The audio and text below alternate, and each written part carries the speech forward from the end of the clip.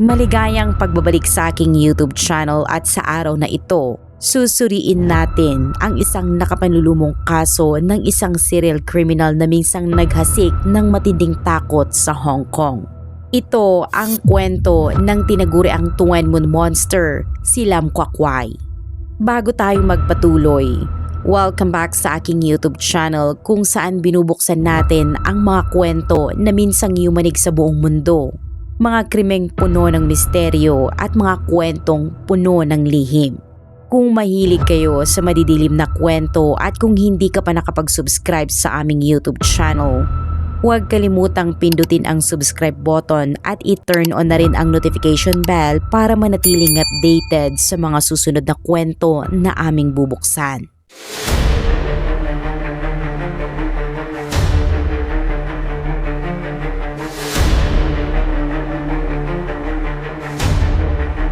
Sa mga hating gabi hanggang madaling araw, palihim siyang gumagala sa mga public housing estate ng Tuen Mun. Tina-target ang mga kababaihang umuuwi ng gabi. Sa simula, ang kanyang mga krimen ay limitado sa panghahalay at pagnanakaw. Ngunit kalaunan ay nauwi ito sa mas malalang karahasan. Sa bahaging ito, aalamin natin kung paano siya tuluyang naging isang halimaw at kung paano nagsimula ang tensyonadong laban ng talino sa pagitan niya at ng mga otoridad. Noong ika-24 ng Abril 1992, nakatanggap ang pulisya ng Tuen Mun ng isang tawag para sa tulong mula sa isang 19 anyos na babae na inatake sa hagdan ng kanyang tinitirhang gusali. Tulad ng maraming residente ng Tuen Mun, sa Kowloon siya nagtatrabaho dahil sa kakulangan ng oportunidad sa trabaho sa kanilang lugar. Dahil night shift ang kanyang trabaho, karaniwan siyang umuwi sa madaling araw. Noong panahong iyon, hindi pa ganoon kaayos ang pampublikong transportasyon at wala ring night bus, kaya't umaasa siya sa taxi para makauwi. Sa gabing iyon, wala namang kakaiba hanggang sa mangyari ang hindi inaasahan. Bandang 4:00 ng madaling araw, dumating siya sa main building sa Yaoy Village, Tuen Mun. Habang papasok pa lamang siya sa security door, may isang kamay na biglang nagtulak nito mula sa loob. Bago pa niya makita ang mukha ng taong iyon, mabilis siyang sinunggaban mula sa likuran, sinakal at hinila palabas ng elevator. Dinala siya sa emergency stairwell kung saan siya ay inatake. Matapos gawin ang krimen, kinuha ng salarin ang lahat ng kanyang mga gamit. Dahil sa bilis at bigla ng pangyayari, hindi na niya nakita ng malinaw ang mukha ng umaatake. Sa puntong iyon, walang konkretong lead ang pulisya at ang nagawa lamang ay samahan ang biktima patungong Tuen Mun Hospital para sa pagsusuri. Mabuti na lamang at may nakuhang biological evidence mula sa salarin. Bagamat mayroon ng DNA technology noon, wala pang database na mapaghahambingan kaya't hindi pa rin matukoy ang pagkakakilanlan ng gumawa ng krimen.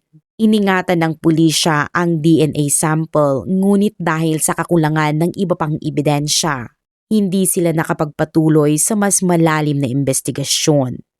Bagamat bihira ang mga kaso ng pangahalay sa panahong iyon, kadalasan ay sa mga liblib o tagong lugar ito ginagawa. Ang pagsasagawa ng krimen sa loob mismo ng elevator ay itinuturing nakakaiba at mapangahas. Gayunpaman, bukod sa DNA evidence, wala nang iba pang lead na masusundan ang pulisya. Pinalakas na lamang nila ang mga patrol at umaasa sa isang posibleng tagumpay sa hinaharap. Habang lumilipas ang panahon, unti-unting nakalimutan ang kaso at itinuring na isa lamang karaniwang insidente ng pananakit. Ngunit walang sino man ang nakakaalam na iyon pa lamang ang simula ng isang bangungot para sa mga taga-Hong Kong.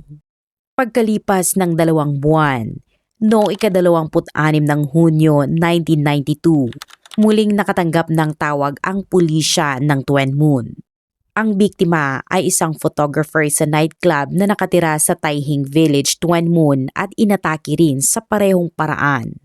Tulad ng unang biktima, sumakay rin siya ng taxi pauwi matapos ang kanyang night shift. Bandang 4:00 ng madaling araw, hinila siya palabas ng elevator at inatake. Sa pagkakataong ito, mas naging matapang ang salarin dahil ginawa niya ang krimen sa isang madilim na sulok ng main lobby imbes na sa emergency stairwell. Katulad ng naunang kaso, kakaunti pa rin ang nakuhang impormasyon ng pulisya tungkol sa salarin. Makalipas ang wala pang 2 buwan, noong ika-22 ng Agosto 1992, may ikatlong insidente ulit sa Tuen Mun malapit sa Tamlilay Fan High School. Muli, nangyari ang krimen bandang 4:00 ng madaling araw.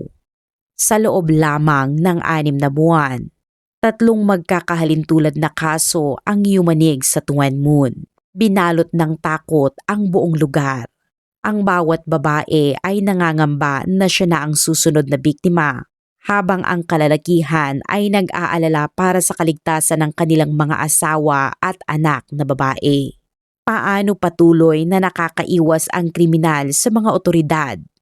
At anong hakbang ang gagawin ng pulisya para siya ay mahuli?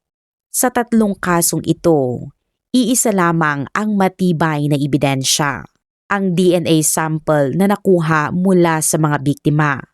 Bagamat hindi nito direktang matukoy ang pagkakakilanlan ng salarin, kinumpirma ng pagsusuri na iisang tao lamang ang responsable sa lahat ng insidente.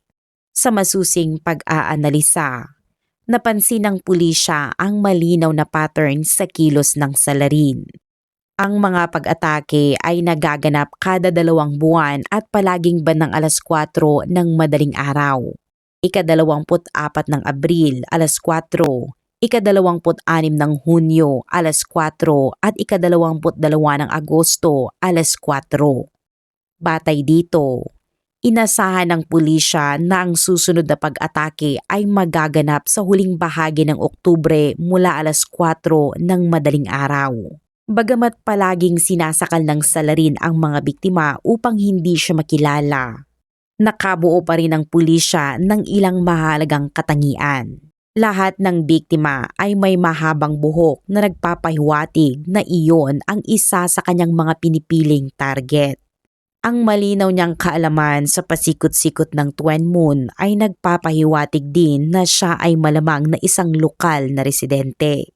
Ang mga lugar ng krimen ay malapit sa mga parking area at mabilis ding ginagamit ang mga ninakaw ni ATM card sa malalayong lugar na nagpapahiwatig na may sasakyan ang salarin. Inilarawan siya ng mga biktima bilang may taas na humigit kumulang 5'5" hanggang 5'7". May matipunong pangangatawan at base sa mga sugat na natamo, tila siya ay kanang kamay at may pambihirang lakas. Gamit ang mga impormasyong ito, gumamit ang pulisya ng isang posibleng ipinakilalang supercomputer upang paliitin ang listahan ng mga posibleng suspect. Kasabay nito, pinalakas din nila ang mga patrol sa buong lugar. Gayunpaman, unti-unting nawalan ng tiwala ang publiko sa kakayahan ng mga otoridad. Dahil dito, nag-organisa ang mga residente ng sarili nilang mga grupo para sa pagbabantay upang masigurong ligtas at maiwasan ang pagsingit ng mga kriminal. Ang bawat miyembro ay dumaan sa masusing background check at binigyan ng mga pamalo at helmet para sa sariling depensa kung kinakailangan. Sa isang krimeng nagaganap kada 2 buwan, halos lahat ay kumbinsidong muling gagalaw ang salarin pagkatapos ng Oktubre. Ang tanong na lamang, handa na ba ang pulisya sa kanyang muling pag-atake? Ang tanong noon ay kung mahahanap ba ng pulisya ang salarin bago pa mangyari ang susunod na kaso at kung may kakayahan bang pigilan ng mga grupong sibilyan ang kriminal na ito. Pagsapit ng Oktubre, bumalot ang matinding tensyon sa bawat sulok ng Tuen Mun lalo na sa mga huling araw ng buwan. Gayunpaman, ikinagulat ng lahat na walang naitalang kaso ng pangahalay sa buong buwan ng Oktubre. Pagsapit ng Nobyembre, Unti-unting humupa ang kaba at marami ang naniwalang babalik na sa normal at tahimik ang pamumuhay sa lugar. Ngunit panandalian lamang ang kapayapaang iyon. Noong ika-3 ng Disyembre, nakatanggap ang pulisya ng ulat mula sa isang babaeng inatake sa Hingping Building sa Taihing Village. Makalipas lamang ang kalahating buwan, noong ika-28 ng Disyembre, isa pang biktima mula sa Oitak Building sa Yaoy Village ang nag-ulat ng kaparehong insidente. Ito ang unang pagkakataon na 2 beses umatake ang salarin sa loob ng iisang buwan. Muling binalot ng takot ang komunidad habang lalong nadagdagan ng pressure ang pulisya. 9 na buwan na ang lumipas. 5 kaso na ang naitala ngunit wala pa ring malinaw na pagkakakilanlan ang salarin. Bilang tugon, nagpasya ang pulisya na magpatupad ng bagong estratehiya. 3 babaeng pulis na may kahalintulad na katangian ng mga dating biktima, mahahabang buhok, makapal na make-up at sexing kasuotan ang ipinadala upang magpatrolya tuwing madaling araw sa mga residential area tulad ng Yaoy Village, Taihing Village at Kinsang Village sa layuning painin at ilantad ang salarin. Gayunpaman, hinarap ng pulisya ang isang napakalaking panganib. Ang salarin ay kilala sa pambihirang lakas sa paggamit ng sakal upang kontrolin ang kanyang biktima.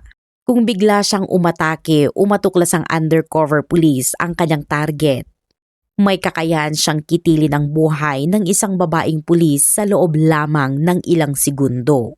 Dahil dito, ang kaligtasan ng mga undercover officer ay nakataya sa pagitan ng buhay at kamatayan.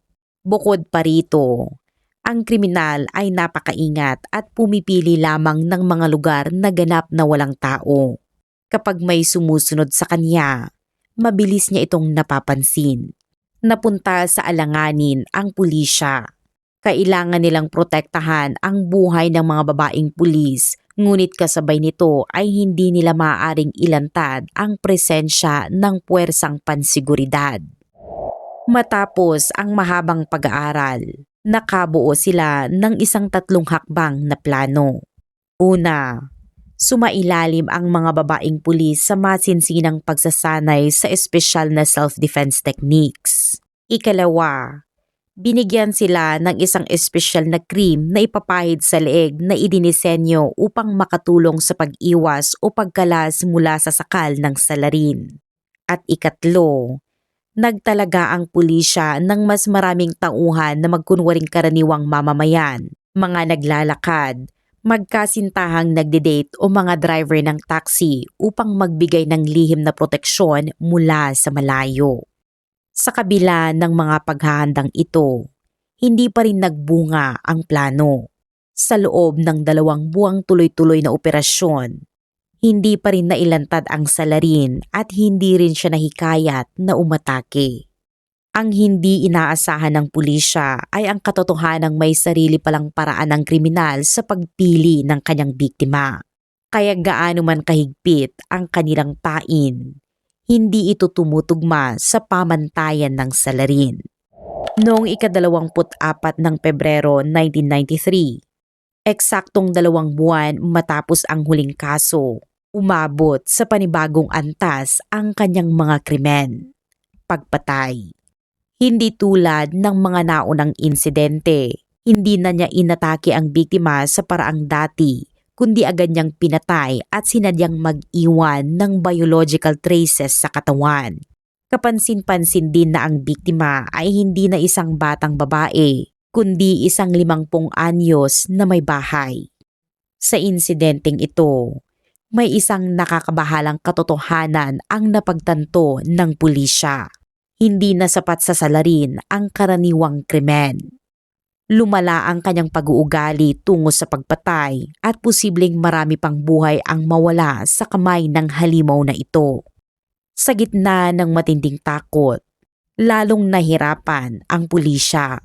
Dahil dito, napilitan ang mga residente na palawakin pa ang kanilang mga grupong sibilyan at dagdagan ang mga pagbabantay sa gabi.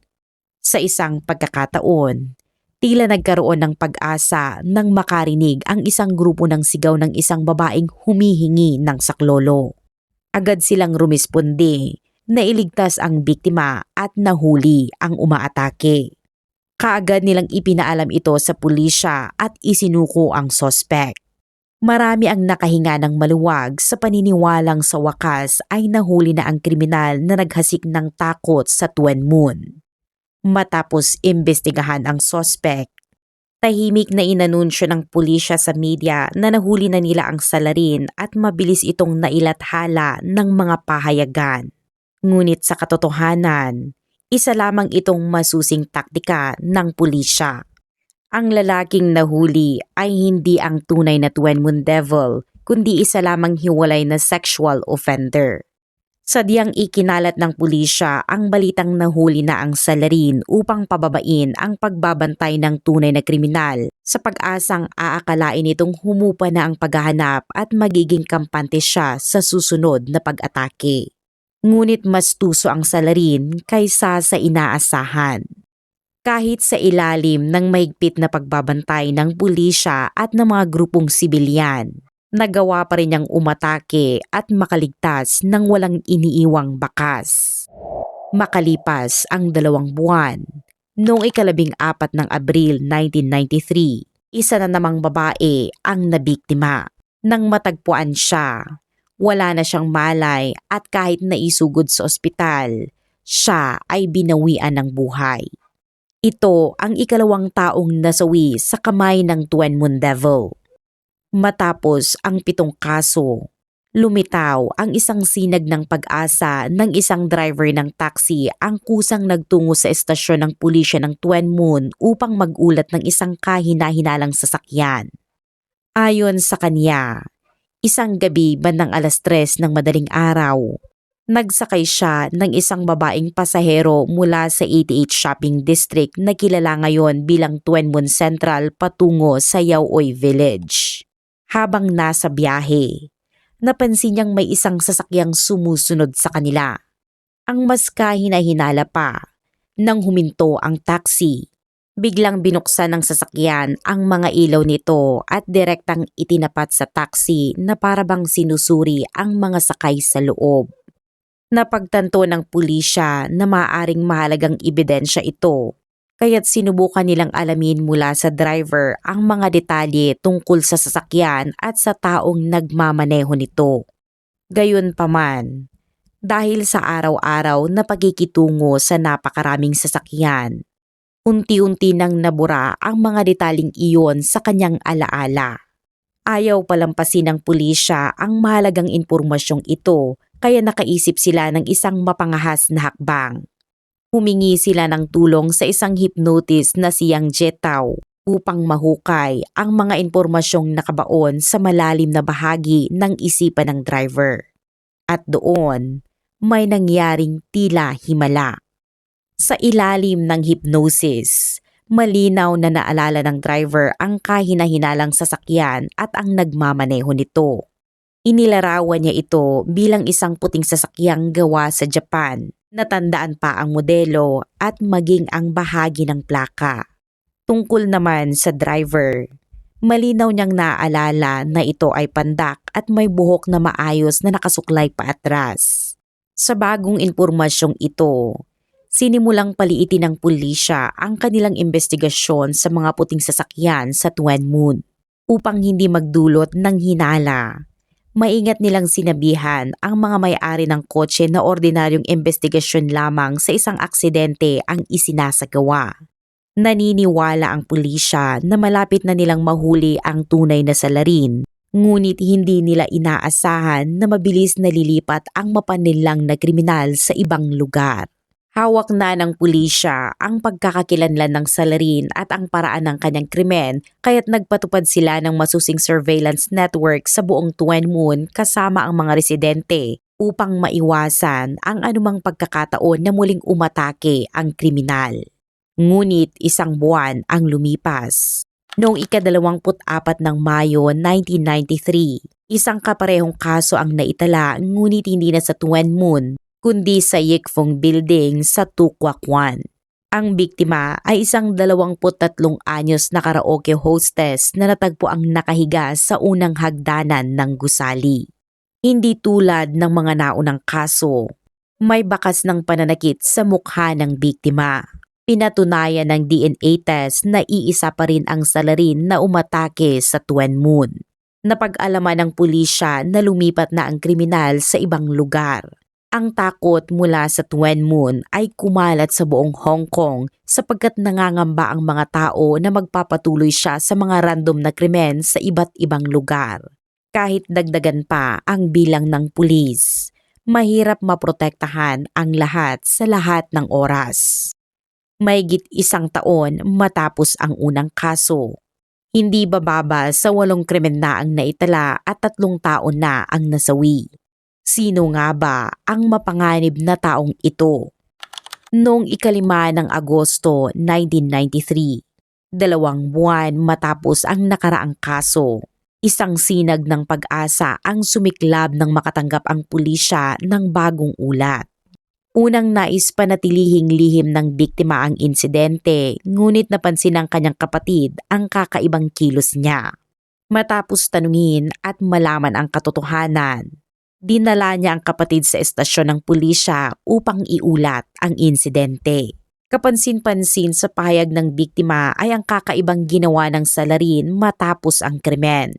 Hiningi ng salarin ang kanyang numero ng telepono. At sa sobrang takot, agad niya itong ibinigay. Agad itong nakakuha ng espesyal na atensyon ng pulisya na nagpasya na malamang ay magkikipag-ugnayan ang salarin sa biktima at maaaring subukang lumapit pa sa kanya. Tama ang hinuha ng pulisya. 1 araw lamang ang lumipas. Tumawag ang kriminal sa biktima at inanyayahan siyang manood ng sine. Sa kabila ng labis na takot, sumunod ang biktima sa utos ng pulisya at pumayag na makipagkita sa salarin. Nang matanto ng pulisya na ito marahil ang nag-iisang pagkakataon upang mahuli ang kriminal, naglatag sila ng lihim na bitag sa sinehan. Ang mga detective ay nagkunwaring mga tauhan ng teatro at magkasintahang nanonood ng sine. Sa itinakdang oras, dumating ang salarin. Nang makumpirma ng biktima na ito ang kriminal, agad na rumispondi ang pulisya at inaresto siya. Nagulat ang buong puwersa ng pulisya nang malaman na ang taong nagasik ng takot sa lungsod ng higit sa 1 taon ay isang batang lalaki lamang na nasa kanyang early 20s. Nakilala ang suspect bilang si Lam Kwak-wai, 22 anyos at isang repairman. Dahil sa kulot niyang buhok, kilala siya sa palayaw na Lion King. Tulad ng naunang hinuna ng pulisya, siya ay taga Twin Moon. Matapos ang kanyang pagkakahuli, marahil na pagtanto niyang wala na siyang pag-asa at inamin niya ang lahat ng kanyang krimen. Ang resulta ng DNA test ay ganap na tugma sa mga sample mula sa mga biktima. Bagamat inamin ang lahat, tumanggi pa rin si Lam Kwak-wai na ibahagi ang kanyang motibo o detalye ng bawat kaso.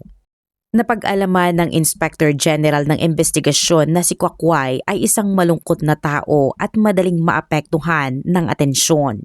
Sa halip na pilitin siyang umamin, pinili nilang lapitan siya sa mas mahinahong paraan na parang kapatid o kaibigan na handang makinig.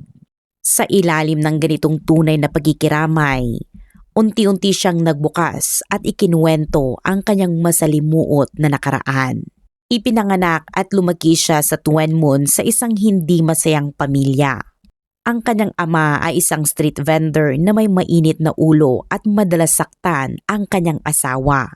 Nang 3 taong gulang pa lamang si Kwak-wai, hindi na matiis ng kanyang ina ang pang-aabuso at iniwan siya kasama ang kanyang ama at mga kapatid. Lumaki siya na nag-iisa, kadalasan ay naglalaro at naglalakad-lakad sa parke. Matapos umalis ang kanyang ina, naging mas marahas ang kanyang ama. Lumaki sa isang kapaligirang walang pagmamahal ng ina at puno ng karahasan.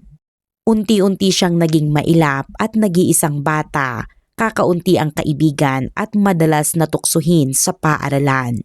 Ang tanging kasiyahan niya ay ang panonood ng TV, paggawa ng modelo at sa pinakamalubhang aspeto, pagpapahirap sa maliliit na hayop. Dahil sa hirap sa pakikibagay sa kapaligiran ng paaralan, huminto siya sa pag-aaral ng maaga. Sa kalaunan, dahil sa mga away, ipinasok siya sa reformatory. Nang maging adulto, tila tinahak niya ang yapak ng ama na nahumaling sa sugal, alak at droga. Dahil sa matinding sexual na pagnanasa, madalas siyang bumisita sa mga lugar ng prostitusyon. Ngunit sa gitna ng madilim na buhay na ito, natuklasan ni Kokway ang kanyang hilig sa karera. Tulad ng tinaguriang King of the Streets, madalas siyang lumabas sa ilegal na karerahan, may pabigla-biglang estilo kahit panganib ang nakaabang. Dahil sa karera at sugal, kumita siya ng malaking pera. Sa panahong iyon, lumitaw ang babaeng nagbago sa kanya. Ang babaeng nagtulak sa kanya upang maging halimaw.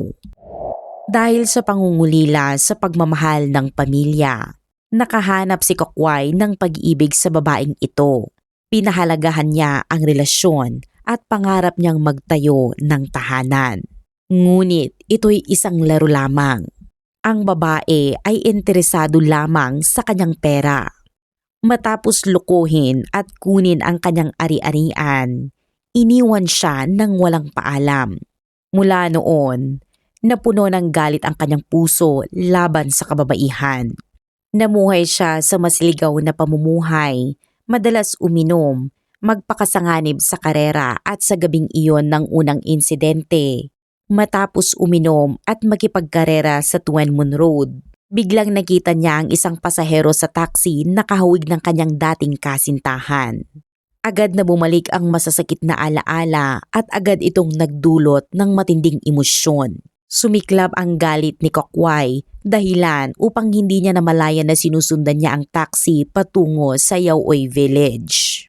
Umasok siya sa gusali kasama ang biktima at ginawa ang malupit na krimen.